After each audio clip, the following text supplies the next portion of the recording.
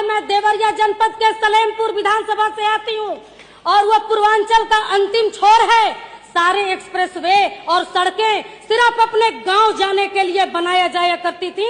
आज उत्तर प्रदेश के कोने कोने में लगातार हाईवे बनी है। हमारा पूर्वांचल एक्सप्रेसवे से लगातार 4 लेन जोड़ी गई है, कनेक्टिविटी की गई है। आज गांव-गांव पूर्वांचल का मुख्यमंत्री जी को धन्यवाद दे रहा है। इनका नाम था विजय लक्ष्मी गौतम, जो कि सलेमपुर क्षेत्र से विधायक है, जो सलेमपुर आपका जिला देवरिया में पड़ता है।